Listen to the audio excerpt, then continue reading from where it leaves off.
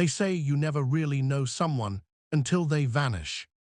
Last Tuesday, my best friend Mia disappeared in the middle of our group video call. One second she was laughing at a dumb meme, the next the screen froze and her window went black. At first we joked it was just bad Wi-Fi, but then she stopped answering messages. Hours later, her phone was found on the sidewalk 2 blocks from her apartment, screen cracked, still warm. No wallet, no keys. When I ran to her building, the front door was ajar. Inside, everything was untouched except for one thing, a single Polaroid photo pinned to her bedroom wall. It showed all of us, our entire friend group, standing together at last weekend's party. But someone had drawn a thick red X across Mia's face. I felt my stomach drop. I called her name as I stepped deeper into the apartment, my voice echoing against the quiet walls. The air smelled faintly of her vanilla candles, but beneath it lurked something metallic, like rust or blood. The curtains swayed even though the windows were shut tight. My heart hammered so hard I could hear it in my ears. Her cat, usually the first to greet anyone, sat frozen on the kitchen counter. Its pupils were huge, its fur bristled. When I reached for it, it hissed and leapt away, knocking a glass to the floor. The shatter jolted me, but not as much as the note I then noticed taped under the glass table. One word written in Mia's handwriting, but jagged and rushed: run. I stumbled back, my breath coming in short gasps. My phone buzzed. It was a message from an unknown number. You shouldn't be here. I bolted from the apartment. The hallway seemed longer than I remembered, every step heavy, my legs trembling. Behind me, the apartment door creaked shut on its own. I didn't dare look back. Outside, the streetlights flickered, casting jittery shadows across the pavement. I called the police with shaking fingers, but the dispatcher's calm voice only made my panic worse. They promised to send someone, but when I mentioned the note, there was a long silence before she said, almost in a whisper, "Stay somewhere safe. Do not return." I ran to the corner cafe where we usually hung out after late-night movies. It was almost midnight, but the neon sign still buzzed. The barista, an older man named Greg, looked up in surprise as I burst in. He asked if Mia was with me. He said she had been there earlier that evening, acting nervous, constantly checking the door. I showed him the unknown text. Greg frowned. "That's the same thing she showed me," he said quietly. "Same number. She said someone was following her." Before I could respond, my phone buzzed again. Another message, same unknown number. "You've made a mistake." The timestamp showed it was sent exactly 1 minute ago, right when I walked into the cafe. Greg's eyes widened when he saw the text. That's not good," he muttered, wiping his hands nervously on his apron. He glanced toward the door as if expecting someone to burst in. "Look, I'll lock the door. Sit down." He pulled the deadbolt shut and turned off the neon sign, plunging the cafe into a dim glow. My pulse thudded in my throat. "I told HR to call the cops," Greg whispered, "but she said it was bigger than that. She mentioned something about a game." I blinked at him, confused. Mia loved puzzles and escape rooms, but this wasn't a game. "What kind of game?" I demanded. Greg shook his head. "She didn't explain, just kept saying they're watching." He rubbed his temples. "Then she asked me if I'd ever heard of the Midnight Circle. I thought it was a band or something, but when I checked online, nothing. No references, no forum threads. It doesn't exist." The name made my skin crawl. Midnight Circle. It sounded like something ripped from a bad horror story. Yet when Greg said it, I felt an odd, electric chill down my spine, like the name itself was aware of being spoken. My phone buzzed again. A photo this time. My blood ran cold. It was the cafe. Taken from outside. Through the window. Right now. I scrambled to the window, but the street was empty. The drizzle-slick sidewalk reflected only the yellow streetlight. Greg joined me, peering out, his jaw tight. "Who the hell?" he started, but stopped when the bell over the cafe door jingled. We both turned. The door was still locked. The sound echoed again, clear, bright, impossible. My breath came in ragged bursts. Greg's face drained of color. He reached beneath the counter and pulled out a baseball bat he kept for late-night drunks. "Back," he whispered, motioning me behind the counter. I crouched low, heart pounding so loudly it drowned out the distant hum of traffic. The cafe was silent except for the slow drip of the espresso machine. Greg held the bat like a lifeline, his knuckles white. Then the lights flickered. Once, twice, and died. Darkness swallowed the room. My phone screen glowed faintly, the only light. A new text appeared. "You shouldn't have stayed." I clamped a hand over my mouth to stop the scream rising in my throat. Greg exhaled sharply, his breath shaky. He mouthed, "Call 911." But before I could dial, a figure pressed against the outside glass, just a silhouette, tall and thin. The shape tilted its head slowly, unnaturally. I felt an icy dread snake through my chest. And then, without a sound, the figure was gone. Greg lunged toward the light switch, but flicking it did nothing. "Power out," he hissed. My fingers trembled so violently I almost dropped my phone as I tried to redial 911, but the screen froze. No bars, no signal. "Greg," I whispered, "it's like we are cut off." He swallowed hard, eyes darting to the windows. "Basement," he said finally. "There's a breaker box and a landline, old but it might work."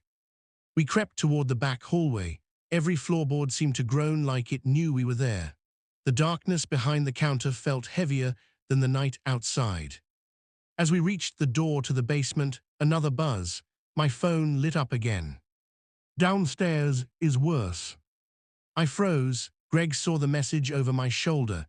His face hardened, but he pushed the door open anyway.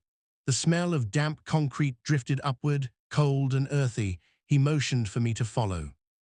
The stairs creaked under our weight. Each step felt like it sank deeper than the last, the blackness below absolute. I clung to the railing, heart pounding, until Greg's flashlight snapped on. The weak beam barely cut through the dark. The basement stretched farther than I remembered from the last time I'd seen it, years ago, during a summer gig washing dishes. Back then, it had been a small storage space. Now it felt bigger.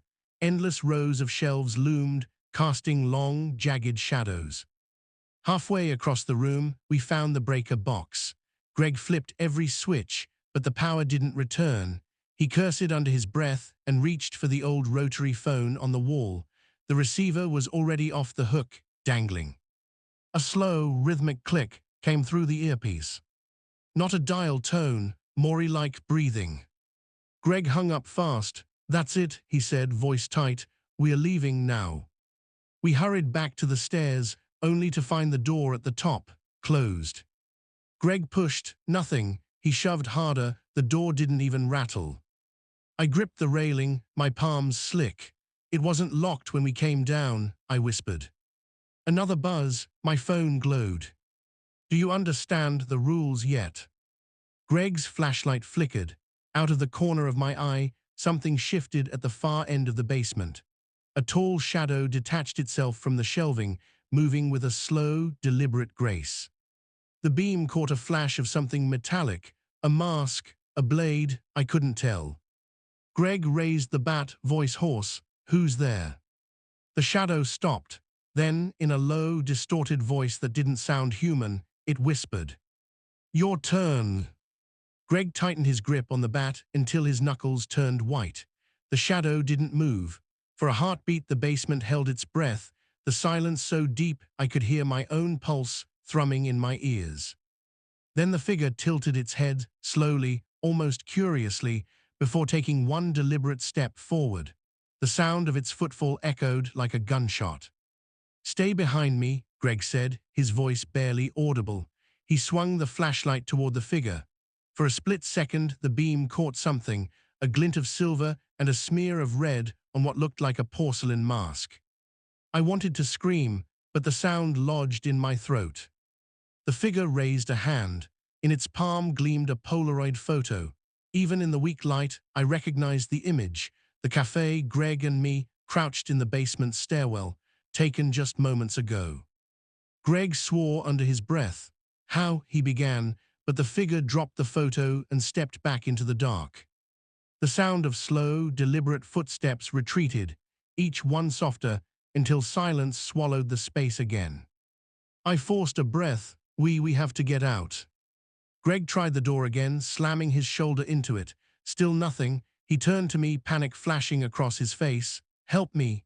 We both shoved with all our weight. The door didn't budge. Then my phone vibrated violently. Only one leaves. I stumbled back, the words burning in my mind. Greg caught the message over my shoulder. His jaw tightened. This is some sick. He stopped, eyes narrowing. They want us to turn on each other. The basement lights snapped on all at once, flooding the space in harsh white. We blinked against the sudden brightness. The shelves were empty, completely bare. Greg's bat lowered slightly, where he started. A low metallic clang cut him off. In the center of the room now stood a single metal chair where no chair had been seconds ago. On the seat lay two Polaroids. I stepped closer despite every instinct screaming to run. The first photo showed Greg, alone, standing over me while I lay motionless on the basement floor. The second showed me standing over Greg the same way. Both of us looked different. Our eyes were black voids. Greg swallowed hard. This isn't real, he said, but his voice wavered, and I wasn't sure whether he was trying to convince me or himself. Greg backed away from the chair like it might bite. This is some twisted prank, he muttered, but there was no conviction in his voice. The fluorescent lights above buzzed and flickered, casting jerky shadows across the empty shelves. I forced myself to breathe. Who would do this, and why? Before Greg could answer, the overhead lights blinked out, one by one, until only the single bulb above the chair remained, bathing the Polaroids in a sickly yellow glow. My phone buzzed again. The message was just two words. Choose now. Greg read it, his eyes darkening. Choose what? He whispered. A deep rumble vibrated through the concrete floor, like distant thunder underground.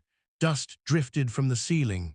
The chair screeched an inch closer to us without anyone touching it. Greg gripped the bat tighter. This is some psychological game, he said, but his voice cracked. The phone buzzed once more. Another text. Only one survives. My stomach lurched. No, we're not playing this. Greg looked at me, fear and suspicion warring in his eyes. Maybe if we both refuse. Before he could finish, a piercing alarm blared from every corner of the basement.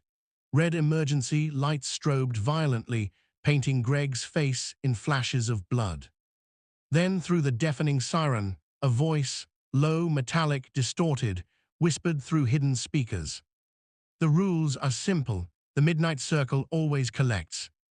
Greg shook his head violently. We're not doing this. He swung the bat at the chair, splintering its metal frame. The Polaroids fluttered to the floor. The alarm cut off. Silence fell like a hammer.